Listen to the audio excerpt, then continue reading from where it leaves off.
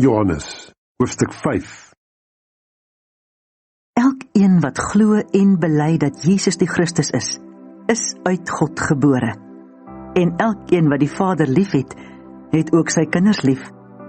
Hieraan weet ons dat ons moet aanhou om die kinders van God lief te hê, wanneer ons God liefhet en sy opdragte uitvoer.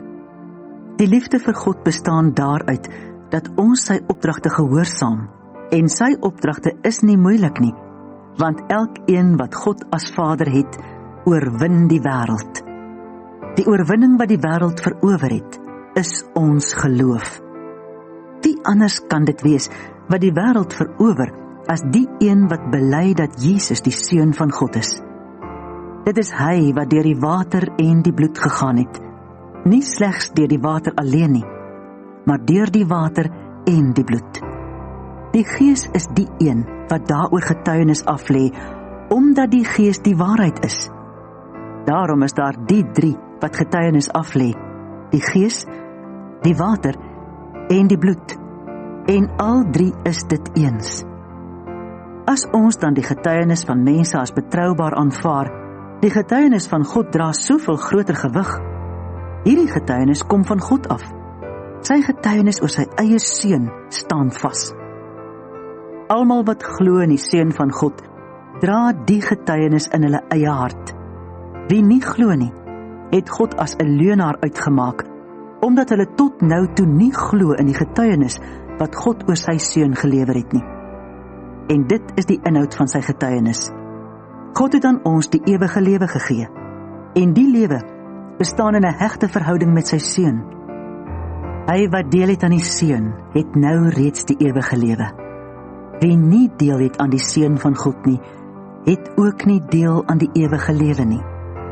Ek skryf hierdie dinge aan julle, sodat julle met die wete kan leef, dat julle nou reeds deel het aan die ewige lewe. Julle wat aanhou glo in die persoon van die Seun van God.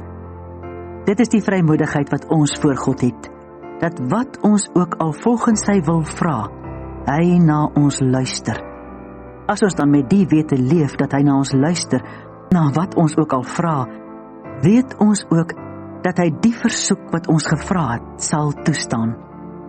As jy sien dat jou broer of suster aanhou sonde doen, sonde wat nie tot die dood lei nie, moet jy ernstig bid, en God sal aan hulle lewe gee.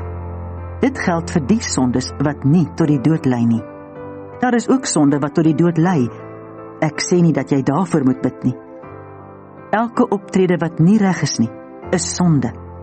Maar nie elke sonde lei tot die dood nie. Ons leef egter met die wete dat elkeen wat uit God gebore is, nie aanhou sonde doen nie. Hy bewaar die wat uit God gebore is, en die bose kry nie vatplek aan hulle nie. Ons weet dat ons van God afkomstig is, en dat die hele wêreld om ons in die mag van die bose vasgevang lê. Ons leef ook met die wete dat die Seun van God gekom het, en aan ons die vermoë gegee het om die ware een te herken. En ons leef in 'n hegte verhouding met hom, die ware een, naamlik God se Seun, Jesus Christus.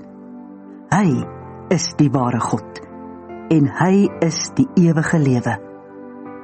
Liewe kinders, loop tog wakker vir die afgode. Tot sover.